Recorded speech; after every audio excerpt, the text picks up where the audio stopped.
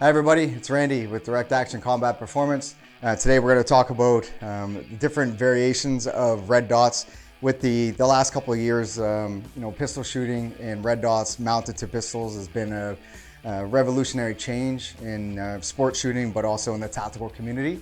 And we're just going to talk about the guns that we have before us, what's mounted to them, and the pros and cons to each one. Today's episode is sponsored by Ventus Respiratory. So the tactical TR2 Ventus Respiratory mask is great for any everyday shooter, anybody that is shooting on a consistent heavy concentration basis. The TR2 respirator is proven beneficial to help and provide a health protection for the user and the shooter, so I endorse it 100%. And today's episode is sponsored by them, so thank you, Ventus. All right, let's get started. So the first pistol that we're going to talk about, all these guns have been cleared, they have been checked, and this is ensured that everyone's safety is adhered to. So the first one we're going to talk about is mounted to the Sig Sauer P320 is the Romeo 1 Pro. This is a 6-minute of angle red dot, and what I like about it is the battery cap is on the cover. So you remove that and you can replace the battery seamlessly, very, very quickly, keeping in mind that the battery is suggested for up to 20 hours of continuous working use. It's pretty impressive. It's a 3-volt 1632 battery that's mounted on top of the housing itself. Other things I like about this is the red dot. It is a 6-minute of angle, so it's a larger red dot in relation to some of these other pistols and red dots that we have mounted here. But I do like the glass, and I like the circle, the crispness of the dot itself. So mounted to this particular Sig Sauer P320, it's co-witness with night sights. So there's a green fiber optic on the front, and in the center it's also a little bit more forgiving for the shooter at nighttime.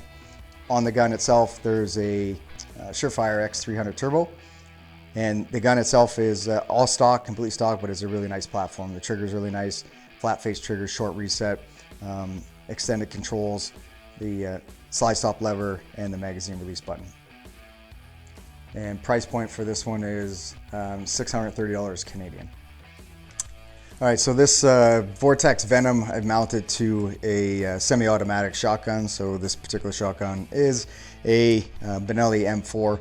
The red dot that I mounted onto it is similar to another one that I have here with the Vortex 6-minute of angle, so it's a little bit larger of a red dot. Great for shotgun use. Not that the 6-minute of angle isn't great for pistol use. It's personal preference, really, shooter preference. But I really like the way this one is set up on the shotgun. The abuse that I put it through so far, it's been holding up, no issues, and yeah, good quality red dot. And the price point for this one is about $390 Canadian. And the battery life is expected for up to 50,000 hours of continuous use on low setting. A Glock Model 17 Generation 5. So the Vortex Venom is a 3-minute of angle. So the 3-minute angle represents how crisp the red dot is in relation to your eyeball. So typically, the smaller, the crisper the red dot, the smaller the MOA. So the larger the MOA, the larger the red dot. It's a simple way to explain it. The Aimpoint Acro red dot is set up on a CZ P10 full-size 5-inch barrel. So the Aimpoint Acro, of all the red dots that we have, this is what's referred to as an enclosed emitter. There are other companies out there that make red dots with an enclosed emitter. The difference between an enclosed emitter versus one that is exposed is the elements do play a factor. So with this one, it's environmentally friendly. In other words, snow, rain, sleet, inclement weather, by simply wiping the finger off the glass of whatever debris might be in there, it does not affect the red dot itself. So what the naked eye sees through the reflection of the glass on the inside of the housing. So this is a really nice feature.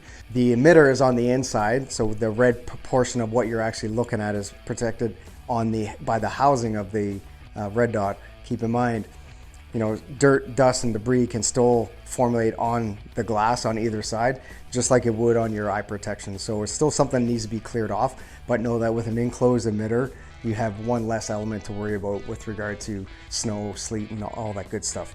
The glass is really clean and crisp. The external battery is on the left side of the housing.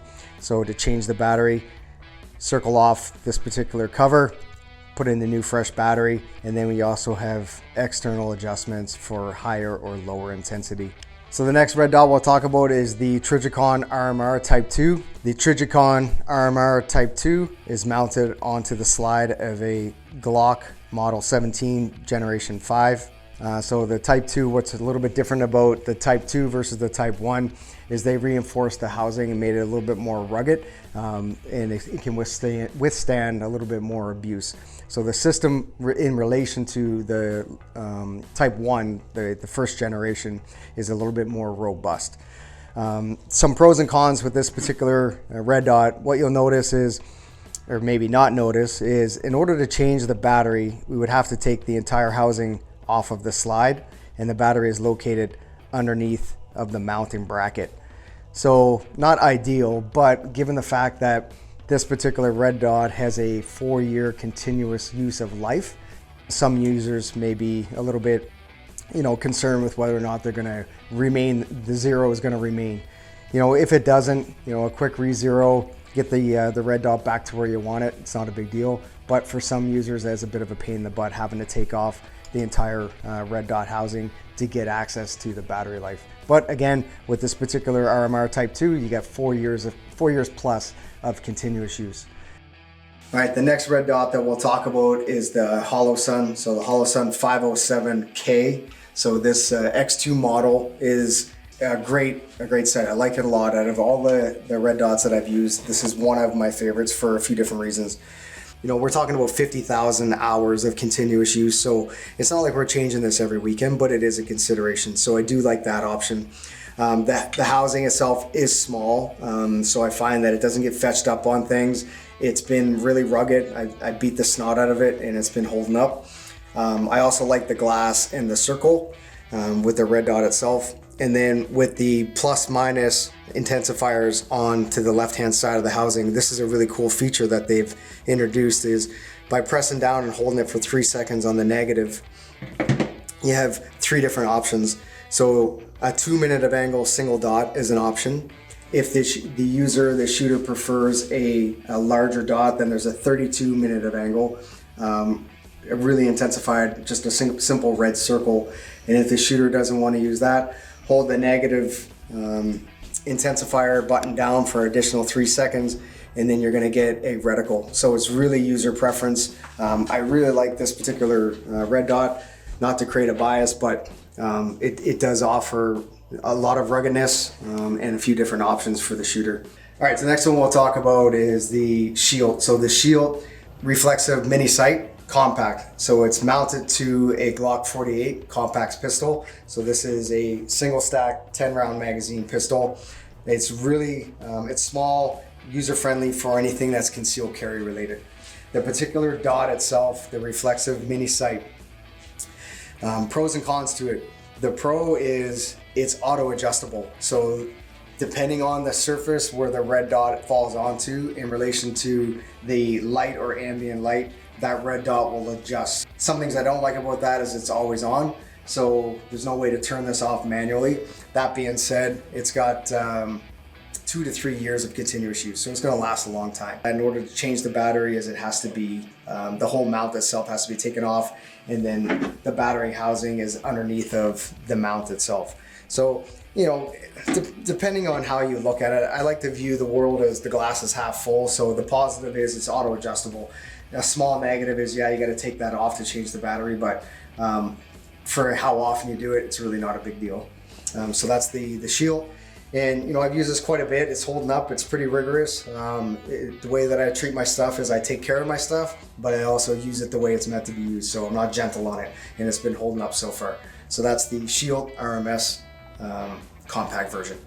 The next red dot we'll talk about is the Trijicon SRO. So this particular SRO is mounted to the slide of a Zeb Technologies OZ9. Pros and cons to this particular red dot: crisp and clean dot. I really like it. The battery life is suggested to give us 3 years of continuous use, which is nice. Also, the thing I like about it too is the battery cover is located on the top here, so when the time does present itself, screw that bad boy off, throw on a fresh battery, and you're up and running in no time without having to take the red dot off of the mount. Some of the larger features of the intensifier: positive on the left hand side and then the negative on the right hand side. I really like it because you've got to push into it pretty good to get the desired effect. You got to be pretty positive with the pressure that you put on it, so I like that. The size of the dot, it is a little bit big, but it's also a large window, so for quick acquisition of finding that red dot, it's there for you. Next red dot we're going to talk about is the Leupold Deltapoint Pro. So this particular Deltapoint Pro is the Model 2, so Deltapoint Pro 2, which the external housing was reinforced to make it a little bit stronger in relation to the first model that they released. So Leupold makes really great stuff. The internal mechanisms is the same, the way it works is the same. Some pros and cons to this: I really like the glass, I really like the dot, I like the clearness and the clarity of the glass in the red dot. Also, what's worthwhile mentioning is Leupold out of the States, the customer service that I've received from the Korth group in Alberta has been top notch. They're really, they're great to work with. They're super understanding, they ask good questions, and customer service has been top notch. So pros and cons. The pros, what I like about is the auto adjuster is on the top, and you can feel it pretty significantly, and you can see the desired effect of what you want, either higher or lower for the intensity levels. I also like the overall size. It's a great size window to pick up that first shot out of the holster. With both eyes open, you do see the clarity of that red dot really quickly. So I do like that overall. Negative. What I don't like is, if you notice right here, this is the battery cover. All right, so the battery cover retention lever right here. On 2 different occasions, this had happened to me. In the middle of shooting, the battery cover had come open. This broke off, and this is what happened. So the battery cover is spring loaded, and then it sprung into the window. Well, the problem with that is, should the electronic components of that red dot fail, it's nice to have co-witnessed iron sights as a backup. Well, the problem with what happened with where the retention lever broke is the window snapped up in view of the glass itself, which prevented me from being able to use the iron sights. So that's a problem.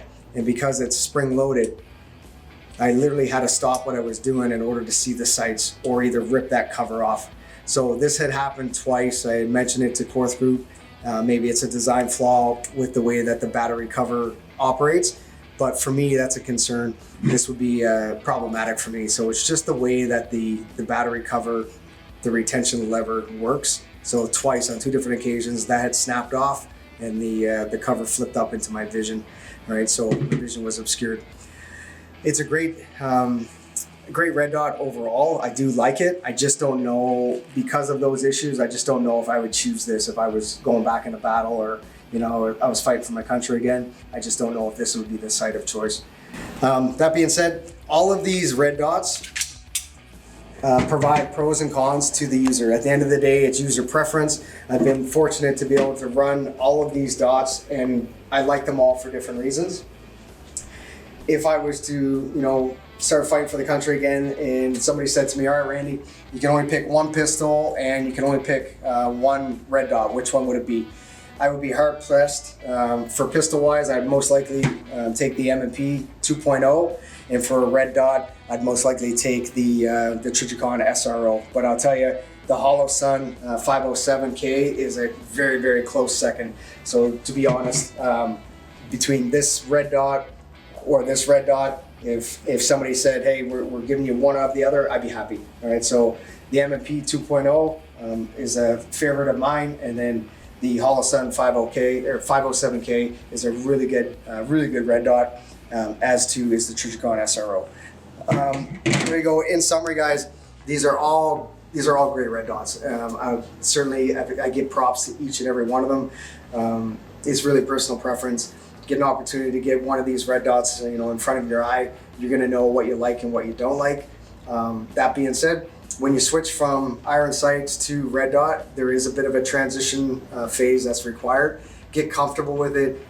Sight alignment, body alignment, fundamentals of pistol shooting are consistent whether or not there's a red dot or iron sights in front of you. That being said, there is a teachable or transitional phase going from iron sights to red dot and red dot to iron sights. So give yourself the time and opportunity to train on both systems. So if the red dot fails and you have backup iron sights, you're not going to be caught off guard. You'll be trained up to transition easily. All right. So all that being said, training is the foundation, the forefront of the thought process. Whatever firearm you put in your hand and whatever red dot you mount to that firearm. Shoot straight, shoot safe, always stay in the fight.